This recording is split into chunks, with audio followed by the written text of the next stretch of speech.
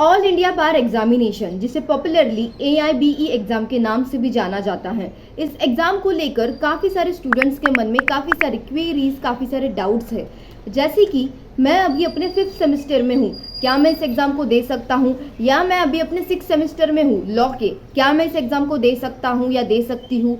या फिर बच्चों को ये भी सवाल आते हैं कि मैं अपने सर्विस में हूँ, मैं मैं एम्प्लॉयड हूँ, क्या मैं इस एग्ज़ाम को दे सकता हूँ, मेरी जो है सनद अब तक आई नहीं है, मैंने सनद के लिए अप्लाई किया है, क्या इस केस में मैं इस एग्ज़ाम को दे सकता हूँ। इसी के साथ काफ़ी स्टूडेंट्स के मन में ये भी डाउट्स होते हैं कि इस एग्ज़ाम को कौन से लैंग्वेज में देना चाहिए, क्या मैं इस एग्ज़ाम को मराठी में दे सकता हूँ, क्या सिर्फ और सिर्फ इंग्लिश में ही इस एग्ज़ाम को देना पड़ता है, क्या पेपर पैटर्न होता है, क्या नेगेटिव मार्किंग्स हैं, क्या 100 मार्क का एग्ज़ाम होता है, 100 मार्क्स में से कितने मार्क्स के क्वेश्चंस आते हैं, कौन सी बैरक्स हमें अलाउ की जाती है अंदर ले जाने के लिए, क्या मैं अपनी नोटबुक जिसमें मैंने अपनी नोट्स बनाया वो बुक जो है अंदर लेकर जा सकता हूँ, क्या ये एग्ज़ाम सच में ओपन बुक टेस्ट होती है या सिर्फ और सिर्फ कहने के लिए है, कितना टाइम पीरियड इस एग्ज़ाम को कंप्लीट करने के लिए दिया जाता है।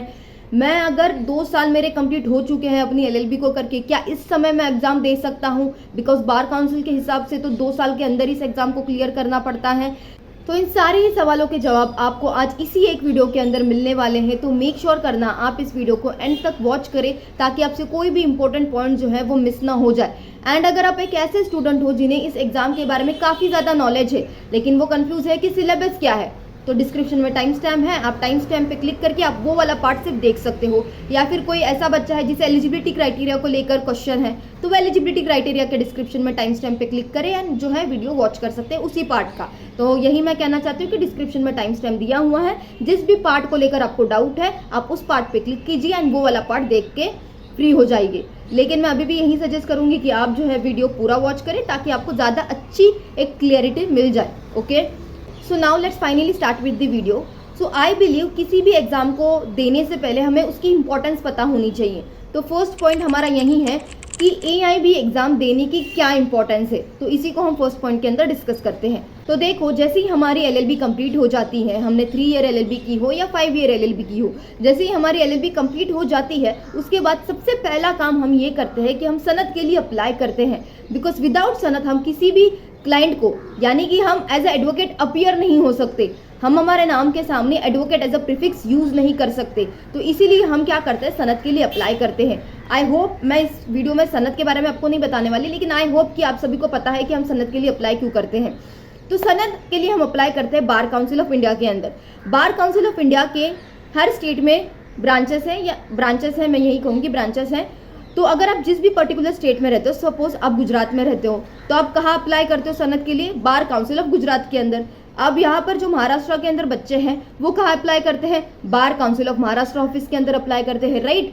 तो इसीलिए जो सनद हमें दी जाती है उस सनद से, यानी कि उस लाइसेंस से हम सिर्फ उस पर्टिकुलर स्टेट के अंदर ही प्रैक्टिस कर सकते हैं। अगर समझो मैंने बार काउंसिल ऑफ महाराष्ट्र के अंदर सनद के लिए अप्लाई किया है, तो एज ए एडवोकेट मैं सिर्फ महाराष्ट्र के अंदर ही एडवोकेट एज अ अपीयर हो सकती हूँ, अपने क्लाइंट को रिप्रेजेंट कर सकती हूँ। अगर मुझे कोई दिल्ली का कल को जाकर मैटर आता है तो मैं दिल्ली में अपने आप को एज ए एडवोकेट अपीयर नहीं करा सकती, मैं वहाँ पर एडवोकेट नहीं हूँ। बिकॉज मतलब अपीयर कराने के लिए मैं एडवोकेट तो हूँ, लेकिन महाराष्ट्र के अंदर अगर मुझे बाहर जाकर मुझे अपीयर होना है, अपने क्लाइंट को रिप्रेजेंट करना है, तो मैं एज एडवोकेट वहाँ काम नहीं कर सकती। लेकिन अगर आपको ऑल ओवर इंडिया प्रैक्टिस करनी है, including supreme court, all over India आपको प्रैक्टिस करनी है, तो आपको ज़रूरत पड़ती है सर्टिफिकेट ऑफ प्रैक्टिस की। अब सर्टिफिकेट ऑफ प्रैक्टिस आपको कहाँ से मिलता है, जब आप ऑल इंडिया बार एग्जामिनेशन AIB एग्जाम देते हो एंड क्लियर कर लेते हो, तब जाकर आपको मिलता है certificate of practice. I hope आपको इस एग्ज़ाम की इंपॉर्टेंस समझ में आ गई होगी कि ये एग्ज़ाम हमें क्यों देना ज़रूरी है। अब इसी के साथ हम बढ़ते हैं हमारे सेकंड पॉइंट की तरफ, जो कि है इस एग्ज़ाम को हम कितने टाइम दे सकते हैं। तो देखो, जैसा कि हम सभी को पता है, मतलब कॉमनली हमको यही पता है कि ऑल इंडिया एग्ज़ाम, मतलब ऑल इंडिया बार एग्जामिनेशन AIB एग्ज़ाम हम सिर्फ और सिर्फ 2 साल के अंदर ही दे सकते हैं एंड 2 ही टाइम दे सकते हैं। तो देखो, ऐसा बिल्कुल भी नहीं है। ऐसा नहीं है कि अगर आपके 2 साल हो चुके हैं या आपने 2 टाइम एग्ज़ाम दे दी है तो आप इसके बाद एलिजिबल नहीं हो एग्ज़ाम देने के लिए, नहीं, ये बस कहने की बात है। बार काउंसिल के खुद रूल्स मैं यहाँ स्क्रीन पर आपको दिखा दूंगी। उन्होंने साफ साफ लिखा है कि ऐसा नहीं है, आप कितने भी टाइम जो है AIB की एग्ज़ाम दे सकते हो। अगर आपने 2 साल में नहीं क्लियर किया है या अगर आपने उस 2 साल में अपीयर ही नहीं किया है तो इसका मतलब ये नहीं है कि आप एलिजिबल नहीं हो। आप बिल्कुल एलिजिबल हो तीसरे ईयर में या थर्ड टाइम फोर्थ टाइम भी एग्ज़ाम देने के लिए। तो अगर आप ऐसे स्टूडेंट हो जिन्होंने 2 टाइम स्टार्टिंग के 2 टाइम में अपीयर आप नहीं कर सके या फिर आप अपीयर किए हो लेकिन आप क्लियर नहीं कर सके, तो प्लीज़ ऐसा मत सोचना कि आप इस एग्ज़ाम को नहीं दे सकते। आप डेफिनेटली इस एग्ज़ाम को दे सकते हो। आप स्क्रीन पर उन रूल्स एंड रेगुलेशंस भी जो है पढ़ सकते हो। अब इसी के साथ हम बढ़ते हैं हमारे नेक्स्ट पॉइंट की तरफ, लेकिन उससे पहले मैं आपको एक बात बता दूँ, प्लीज़ आने वाले टाइम में जो है मैं काफ़ी सारे वीडियोस इस चैनल के ऊपर शेयर करने वाली हूँ AIB एग्ज़ाम से रिलेटेड कि किस तरह से आप जो है टिप्स एंड ट्रिक्स फॉलो करके 80+ स्कोर कर सकते हो। कौन सी मिस्टेक जो है वो स्टूडेंट करते हैं इस एग्ज़ाम के अंदर, कौन सी बुक जो बेस्ट रहेगी आपके लिए आप प्रेफर कर सकते हो पढ़ने के लिए भी, एंड साथ ही आप कौन सी बुक्स ऐसी है जो आप एग्जाम हॉल के अंदर लेकर जा सकते हो। एंड ऐसी काफ़ी सारे वीडियोस जो है AIB एग्जाम से रिलेटेड मैं इस चैनल पे पोस्ट करने वाली हूँ जो काफ़ी ज़्यादा हेल्पफुल रहेगी आपके लिए, जिससे आप जो है आपकी एग्जाम फर्स्ट अटेम्प्ट में ही क्लियर कर सकते हो। ना कि फर्स्ट अटेम्प्ट में आप क्लियर कर पाओगे, लेकिन अगर आपने मेरी दी गई टिप्स एंड ट्रिक्स फॉलो की तो आप डेफिनेटली 80+ भी स्कोर कर पाओगे इस एग्जाम के अंदर। एंड इसी के साथ सेकंड इंपॉर्टेंट चीज़, मैंने डिस्क्रिप्शन के अंदर एक व्हाट्सएप ग्रुप की लिंक दी हुई है। ये ग्रुप स्पेशली बनाया गया है AIB एस्पिरेंट्स के लिए, जो AIB एग्जाम इस साल देने वाले हैं उन्हीं के लिए ग्रुप बनाया गया है। आपको जितने भी डाउट्स है, जितने भी क्वेरीज हैं, हम यहाँ तो आपके सॉल्व करेंगे ही, लेकिन साथ में वहाँ पर भी आपको जो भी डाउट्स हैं, क्वेरीज हैं, हम मिलकर वहाँ पर भी सॉल्व करेंगे। तो मेक श्योर करना आप डिस्क्रिप्शन में दी हुए लिंक से व्हाट्सएप ग्रुप को भी ज्वाइन कर लो। नाउ हम फाइनली हमारे थर्ड पॉइंट की तरफ बढ़ते हैं, एलिजिबिलिटी क्राइटेरिया। तो एलिजिबिलिटी क्राइटेरिया के अंदर हम कुछ 5 से 6 एलिजिबिलिटी क्राइटेरियाज को डिस्कस करेंगे। तो सबसे पहले उन स्टूडेंट्स की बात कर लेते हैं जो ये पूछते हैं, मैम मैं अपने लास्ट ईयर में हूँ, मैं अपने 5th सेमेस्टर में हूँ, 6th सेमेस्टर में हूँ, या फिर मैं अपने 9th सेमेस्टर में हूँ, 10th सेमेस्टर में हूँ, क्या मैं इस एग्जाम के लिए अपीयर हो सकता हूँ या हो सकती हूँ। तो देखो, अगर आपने 3 ईयर LLB करी हुई है यानी कि आप कर रहे हो एंड आप आपके 6th सेमेस्टर में हो, आई रिपीट, अगर आप आपके 6th सेमेस्टर में हो एंड अगर आपने 5 ईयर LLB की है मतलब कर रहे हो, एंड अगर आप अपने 10th सेमेस्टर में हो, यानी कि 3 इयर्स LLB स्टूडेंट्स अपने 6th सेमेस्टर में है एंड 5 ईयर LLB स्टूडेंट अपने 10th सेमेस्टर में है, तो ये दोनों ही स्टूडेंट एलिजिबल है इस एग्जाम को देने के लिए। Okay, I repeat, third year के स्टूडेंट जो अपने 6th सेमेस्टर में है एंड 5 ईयर के स्टूडेंट जो अपने 10th सेमेस्टर में है, ये दोनों ही स्टूडेंट एलिजिबल है इस एग्जाम को देने के लिए।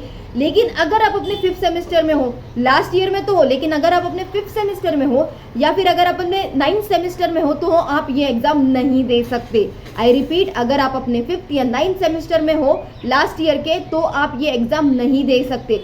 ओनली इफ अगर आप लास्ट ईयर के 6th सेमेस्टर में या लास्ट ईयर के 10th सेमेस्टर में हो तो ही ये एग्जाम आप दे सकते हो, आप इस एग्जाम को देने के लिए एलिजिबल हो। सेकेंड एलिजिबिलिटी क्राइटेरिया की बात कर लेते हैं, जो है LLB ग्रेजुएट, यानी कि ऐसे 3 ईयर या 5 ईयर लॉ स्टूडेंट जिनकी LLB पूरी कंप्लीट हो चुकी है लेकिन उन्होंने अब तक सनद के लिए अप्लाई ही नहीं किया है। तो क्या इस केस में वो स्टूडेंट्स एग्जाम के लिए अपीयर हो सकते हैं? तो जी हाँ, बिल्कुल हो सकते हैं। आपने सनद के लिए नहीं अप्लाई किया, दैट्स ओके, आपके पास सनद नहीं है, दैट्स ओके, आप फिर भी जो है इस एग्जाम के लिए अपीयर हो सकते हो, आप एलिजिबल हो। थर्ड एलिजिबिलिटी क्राइटेरिया है LLB ग्रेजुएट जिन्होंने सनद के लिए अप्लाई कर दिया है लेकिन सनद अब तक आई नहीं है। तो क्या इस केस में मैं एग्जाम के लिए अपीयर हो सकता हूँ? जी हाँ, आप बिल्कुल हो सकते हो। नो मैटर आपने सनद के लिए अप्लाई किया है एंड आपकी जो है सनद अब तक आई नहीं है तो भी जो है आप इस एग्जाम के लिए अपीयर बिंदास हो सकते हो, आप एलिजिबल हो इस एग्जाम को देने के लिए। फोर्थ एलिजिबिलिटी क्राइटेरिया है LLB ग्रेजुएट जिनके पास प्रोविजनल सनद है। मैम क्या मेरे पास प्रोविजनल सनद है तो मैं इसके लिए अपीयर कर सकता हूँ या अपीयर कर सकती हूँ इस एग्जाम के लिए? तो जी हाँ, इस केस में भी आप जो है बिंदास फ्रीली जो है एलिजिबल हो इस एग्जाम में अपीयर करने के लिए। आपके पास सनद है या नहीं है इससे कोई मैटर नहीं करता, आपने अप्लाई किया है नहीं किया इससे भी मैटर नहीं करता। अगर आपने अप्लाई किया है लेकिन आपकी सनद नहीं आई है तो भी कोई मैटर नहीं करता, एंड अगर आपके पास प्रोविजनल सनद है तो भी मैटर नहीं करता। आप इन सारे ही केसेस में एलिजिबल हो इस एग्जाम को देने के लिए। आई होप आपको यहाँ तक चारों ही एलिजिबिलिटी क्राइटेरिया काफ़ी हद तक अच्छे से समझ में आ गई होगी। अगर आ गई हैं तो हम हमारे अगले पॉइंट की तरफ बढ़ते हैं, यानी कि फिफ्थ एलिजिबिलिटी क्राइटेरिया के बारे में बात कर लेते हैं, जो कि है LLB ग्रेजुएट। ऐसे LLB ग्रेजुएट जिनके पास सनद तो थी लेकिन उन्होंने अपनी सनद जो है वो सरेंडर कर दी। क्या इस केस में मैं एलिजिबल हूँ इस एग्ज़ाम को देने के लिए? तो जी हाँ, आप इस केस में भी बिल्कुल एलिजिबल हो इस एग्ज़ाम को देने के लिए। नो मैटर आपने सनद आपके पास थी, आपने सरेंडर की है तो भी चल जाएगा, आप एग्ज़ाम देने के लिए एलिजिबल हो। फिफ्थ पास तो हमने कवर कर लिए। तो हमारा अब आता है सिक्स्थ एलिजिबिलिटी क्राइटेरिया, जो बात करता है उन लॉ ग्रेजुएट्स के बारे में जो एम्प्लॉयड है, जो एडवोकेसी प्रैक्टिस नहीं कर रहे हैं, जो सर्विस में है। क्या इस केस में मैं एलिजिबल हूँ इस एग्ज़ाम को देने के लिए? तो जी हाँ, बिल्कुल आप एलिजिबल हो इस एग्ज़ाम को देने के लिए। नो मैटर आप एम्प्लॉयड हो या सर्विस में हो, आप इस एग्ज़ाम को दे सकते हो। आप अगर एडवोकेसी प्रैक्टिस नहीं भी कर रहे हो तो भी आप इस एग्ज़ाम के लिए अपियर हो सकते हो। जो हमारी सेवन्थ एलिजिबिलिटी, तो इस क्राइटेरिया में हम बात करेंगे उन स्टूडेंट्स के बारे में जिन्होंने AIB एग्जाम पहले दी हुई है लेकिन वो जो है फेल हो चुके हैं। तो क्या इस केस में आप जो है एलिजिबल हो एग्जाम देने के लिए? तो यस, जी हाँ, बिल्कुल हो। नो मैटर आप एक बार अपनी AIB दी है, 2 बार AIB दी है, दोनों ही बार आप फेल हो गए हो तो भी आप जो है AIB एग्जाम देने के लिए एलिजिबल हो, आप AIB एग्जाम दे सकते हो। 8th एलिजिबिलिटी क्राइटेरिया है ऐसे LLB ग्रेजुएट जिन्हें 2 साल से LLB करके ज़्यादा हो चुका है लेकिन अब तक उन्हें AIB एग्ज़ाम दी ही नहीं है। तो क्या ऐसे केस में आप जो हैं अपने 2 साल कंप्लीट होने के बाद भी AIB एग्ज़ाम के लिए अपियर हो सकते हो? तो जी हाँ, आप बिल्कुल इस एग्ज़ाम को देने के लिए एलिजिबल हो। आप 2 या 3 या 4 या 5 जितने भी साल आपको लॉ करके हो चुके हैं लेकिन फिर भी आप जो है AIB एग्ज़ाम देने के लिए क्वालिफाई हो, एलिजिबल हो, आप जो है एग्ज़ाम दे सकते हो। अब बात करते हैं हमारे 9th एलिजिबिलिटी पॉइंट के ऊपर। इस एलिजिबिलिटी क्राइटेरिया में हम बात करेंगे उन स्टूडेंट्स के बारे में जो अभी एडवोकेसी प्रैक्टिस नहीं कर रहे हैं। ओके, तो अगर आप एडवोकेसी प्रैक्टिस नहीं कर रहे हो तो क्या इस एग्ज़ाम को देने के लिए आप एलिजिबल हो? जी हाँ, बिल्कुल हो, बिल्कुल बिल्कुल बिल्कुल आप इस एग्ज़ाम को जो है दे सकते हो, आप एलिजिबल हो ऑल इंडिया बार एग्जामिनेशन देने के लिए। आई होप आपको पूरी की पूरी मतलब जितने भी 7 to 8 हमने एलिजिबिलिटी क्राइटेरिया डिस्कस किए हैं वो 7 to 8 एलिजिबिलिटी क्राइटेरिया आपको जो है क्लियर हो चुके होंगे। लेकिन फिर भी आपके बेनिफिट के लिए मैं इसको एज मतलब कंक्लूड करने के लिए फिर से एक बार आपको बोल देती हूँ। तो देखो, इन शॉर्ट मैं आपको ये बता देती हूँ, अगर आप आपके लास्ट ईयर के 6th सेमेस्टर या लास्ट ईयर के 10th सेमेस्टर में हो, 3 ईयर एंड 5 ईयर रिस्पेक्टिवली, तो उस केस में आप एलिजिबल हो एग्जाम को देने के लिए। एंड साथ ही अगर आपके पास सनद है, नहीं है, प्रोविजनल सनद है, आप एम्प्लॉयड हो, सर्विस में हो, आप एडवोकेसी प्रैक्टिस नहीं कर रहे हो, तो इन सारे ही केस में भी आप जो है एलिजिबल हो इस एग्ज़ाम को देने के लिए। तो यहाँ तक हमारे सारे एलिजिबिलिटी क्राइटेरिया थे वो कवर हो चुके हैं। आई होप यहाँ तक आपको पूरी वीडियो अच्छे से समझ में आ गई होगी। लेकिन बिफोर हम आगे बढ़े तो मेक श्योर करना आप मेरे चैनल को जरूर से सब्सक्राइब कर लेना for more such AIB related video. And description में व्हाट्सएप ग्रुप की लिंक है, उस ग्रुप को भी ज्वाइन कर लेना for AIB related queries and stuff. Now जो हमारा नेक्स्ट पॉइंट है, 4th point, which is exam pattern. उसमें सबसे पहले बात कर लेते हैं कि ये एग्जाम टोटल कितने मार्क्स की होती है। तो एग्जाम जो है टोटल 100 मार्क्स के लिए आती है, मतलब 100 मार्क्स की होती है। हर क्वेश्चन के लिए आपको एक एक मार्क्स जो है वो दिया जाता है। इस एग्जाम में आपको कोई भी नेगेटिव मार्किंग नहीं है, यानी कि अगर आपसे कोई भी आंसर गलत भी हो जाता है तो आपको 0 ही दिया जाएगा, आपको जो है मार्क्स माइनस नहीं किए जाएंगे। इस एग्जाम के देने के लिए जो टाइम पीरियड आपको दिया जाता है, जितने आवर्स आपको दिए जाते हैं वो है 3 आवर्स। आपको 3 आवर्स में इस एग्जाम को कंप्लीट करना पड़ता है। लैंग्वेज ऑफ द एग्जाम, तो देखो जो लैंग्वेज है इस एग्जाम की वो है इंग्लिश या फिर मराठी। स्पेशली महाराष्ट्र के अंदर जो है आप मराठी के अंदर भी जो है ये एग्जाम को दे सकते हो। ऐसा नहीं है कि आपको सिर्फ और सिर्फ इंग्लिश में ही इस एग्जाम को देना है। 5th आता है, क्या ये एग्जाम सच में ओपन बुक टेस्ट होती है? जी हाँ, बिल्कुल ये एग्जाम सच में ओपन बुक टेस्ट एग्जाम ही होती है। आप इस एग्जाम के अंदर बैरक जो है आपको अलाउड होते हैं लेकर जाने के लिए विदाउट कमेंट्स। ओके, याद रखना, विदाउट कमेंट जो है आपको बैरक्स अलाउड किए जाते हैं इस एग्जाम में लेकर जाने के लिए। लेकिन काफ़ी सारे बच्चों के मन में यहाँ पर एक सवाल आता है कि काफ़ी सारे एक्ट्स ऐसे भी हैं जिनके अंदर बैरक जो है वो ऑलरेडी अवेलेबल है ही नहीं, राइट, जैसे लॉ ऑफ टॉट्स हो गया एंड ऑल। तो उस केस में हम कौन सी बुक्स लेकर जाए, उस केस में उस पर्टिकुलर सब्जेक्ट के लिए हम कैसे प्रिपरेशन करें, या फिर कौन से अच्छी बुक्स है जो हम मतलब प्रेफर कर सकते हैं एग्जाम के लिए। तो उसके ऊपर एक डेडिकेटेड वीडियो आने वाली है, तो मेक श्योर करना चैनल को सब्सक्राइब कर लो। हम आने वाले वीडियो में ही बात करेंगे, बिकॉज डेडिकेटेड वीडियो बनाना ज़रूरी है, बिकॉज इस एक वीडियो में वो सारी बातें कवर नहीं होगी। अगर कर भी दी तो मे भी आप कंफ्यूज हो जाओगे, इसीलिए मैंने अलग वीडियो बनाने के लिए सोचा है उस पर्टिकुलर टॉपिक को लेकर। तो डेफिनेटली चैनल को सब्सक्राइब कर लेना। एंड आपको ये नहीं समझ में आ रहा है की मराठी में अगर मैं एग्जाम दे रहा हूँ तो कोणती बुक मी घेऊन गेलो पाहिजे किंवा घेऊन जायला पाहिजे, जे पण काही आहे तर त्याच्यासाठी पण मी एक सेपरेट व्हिडिओ बनवणार आहे, तर नक्की तुम्ही चॅनलला सबस्क्राईब करा आणि त्याच्यामध्ये आपण मराठीमध्येच वार्तालाप करू. मराठीमध्येच मी तुमच्यासाठी एक डेडिकेटेड व्हिडिओ बनवेल की कोणती बुक तुमच्यासाठी बेस्ट राहील, कारण मराठी स्टुडंटला काफी जास्त कन्फ्युजन असते की कोणती बुक आपण एक्झॅक्टली नेली पाहिजे. इंग्लिशमध्ये तर भरपूर बुक अवेलेबल आहेत, पण मराठीमध्ये कमीच अवेलेबल आहे. पण मी डेफिनेटली तुम्हाला हेल्प करेल एक चांगली पर्टिक्युलर ऑथरची बुक सजेस्ट करायला की कोणती तुम्ही घेऊन जाऊ शकता. ओके, तो मेक श्योर करा कि तुम्ही चैनल सब्सक्राइब करा. ओके, पासिंग मार्क क्या होते हैं? तो देखो, अगर आप रिजर्व कैटेगरी से बिलोंग करते हो, SC ST, तो आपके जो पासिंग मार्क हैं वो 40 हैं. आपको 100 में से आउट ऑफ 40 मार्क जो है वो आने चाहिए, तो ही आपको पास डिक्लेयर किया जाएगा, वरना आप फेल हो एंड आपको अगेन जो है एग्जाम देनी पड़ेगी. एंड जनरल कैटेगरी के लिए जो मार्क्स है पासिंग मार्क वो है 45. अगर आपको 100 में से 45 आए हैं तो ही आप जो है कंसिडर किए जाओगे पास, अदरवाइज आपको फिर से जो है एग्जाम देनी पड़ेगी. आप इस एग्जाम में फेल डिक्लेयर किए जाओगे. आई होप आपको समझ में आ गया होगा कि आप पासिंग मार्क है. तो SC and ST reserve category से हो तो आपको 40 पासिंग मार्क है, 100 आउट ऑफ 40 आने चाहिए. एंड अगर आप जनरल कैटेगरी से बिलोंग करते हो तो आपके जो है मार्क्स 45 आने चाहिए to qualify this exam. Mode of exam, अब फाइनली एग्जाम पैटर्न के अंदर एक लास्ट पॉइंट हमारा रह गया है, उसे भी कवर कर लेते हैं, जो कि है मोड ऑफ एग्जाम. अब मोड ऑफ एग्जाम क्या होती है? क्या ये कंप्यूटर बेस होता है? क्या हमें खुद ब खुद ऑप्शन A B को लिखना पड़ता है? रिटर्न मतलब हमें मैन्युअली लिखना पड़ेगा? कैसे किस तरह से एग्जाम होती है? तो ये एग्जाम होती है OMR बेस्ड, यानी कि आपको एक OMR शीट दी जाएगी, आपको यहाँ स्क्रीन पर मैं दिखा दूंगी. इस पर आपको अकॉर्डिंगली, अगर आपके 50 क्वेश्चन से फॉर एन एग्जाम्पल, अगर आपको लगता है मेरा क्वेश्चन नंबर A का फर्स्ट का जो है B ऑप्शन है, तो आपको सिंपली OMR शीट के अंदर क्वेश्चन नंबर फर्स्ट का B को जो है बबलिंग करनी है. ओके, आपको स्क्रीन पर मैं दिखा दे रही होंगी, तो इस तरह से आपको जो है करना है. आई होप आपको समझ में आ गया हो कि एग्जैक्टली मोड ऑफ एग्जाम मतलब किस तरह से एग्जाम कंडक्ट की जाएगी. एंड स्पेशली डेडिकेटली मैं इसके ऊपर एक प्रॉपर वीडियो बनाने वाली हूँ.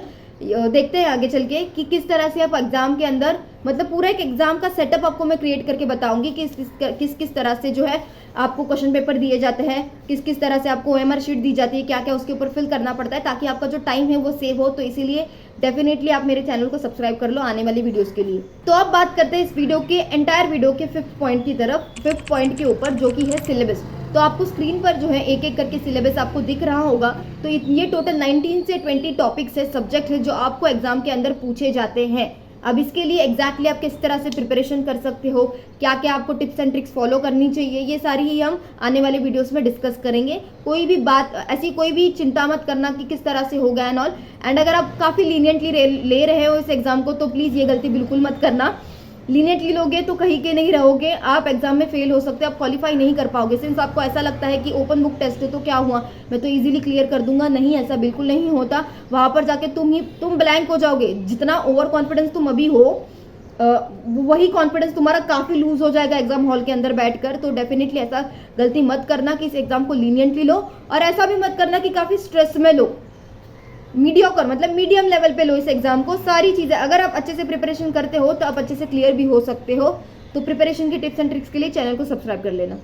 अब बात कर लेते हैं लास्ट पॉइंट, ये एग्जाम किस तरह की होती है. तो मेरी मानो तो मैंने तो एग्जाम अभी दी हुई है, ऑल इंडिया बार एग्जामिनेशन. तो मेरी और मेरी जितने भी फ्रेंड्स थे, जितने भी कलीग्स थे, जितने भी लोगों ने एग्जाम दी है, जिन्होंने प्रिपरेशन की थी उनके लिए एग्जाम डेफिनेटली ईजी रहा है. जिन्होंने प्रिपरेशन नहीं की थी उनके लिए डेफिनेटली ये एग्जाम डिफिकल्ट टफ रहा है. तो अब अगर आपको उन सभी के, मैं अपनी ही एक्सपीरियंस को लेकर नहीं, तो मैं अपने सारी फ्रेंड्स, सारी कलीग जिन्होंने भी इस एग्जाम को ऑलरेडी दिया हुआ है, उन सभी के एक्सपीरियंस को लेकर भी आपके साथ टिप्स एंड ट्रिक्स शेयर करूंगी. तो डेफिनेटली चैनल को सब्सक्राइब कर लेना for more such relatable video. So that's it for the video. I hope आपको जितने भी डाउट्स थे, जितनी भी क्वेरीज थी इस एग्जाम को लेकर, आप सभी के मन में वो सारे ही क्लियर हो चुके होंगे. And thanks for watching this video till this and. लेकिन अगर आपको स्टिल किसी भी पॉइंट के ऊपर कोई और क्लियरिटी चाहिए तो ही कमेंट में पूछना. अगर जो पॉइंट ऑलरेडी डिस्कस वीडियो के अंदर किया हुआ है उसके बारे में पूछोगे तो आई वुड नॉट रिप्लाई. अगर उस पॉइंट को लेकर और क्लियरिटी चाहिए तो I will definitely help you, या कोई और क्वेरी है तो भी आई हेल्प यू. लेकिन जो पॉइंट्स हमारे वीडियो के अंदर ऑलरेडी कवर हो चुके हैं वही जो है कमेंट में मत पूछना, बिकॉज काफ़ी जो इंपॉर्टेंट क्वेश्चंस होते हैं दूसरे बच्चों के वो मिस हो जाते हैं. तो प्लीज़ वीडियो को पहले पूरा अच्छे से वॉच करो, देन उसके बाद भी अगर कोई क्लियरिटी चाहिए तो डेफिनेटली कमेंट में पूछ लेना, मैं हेल्प कर दूंगी. So till then stay kind, thanks for watching, make sure you subscribe to the channel. And description में व्हाट्सएप ग्रुप की लिंक है, ज्वाइन जरूर कर लेना.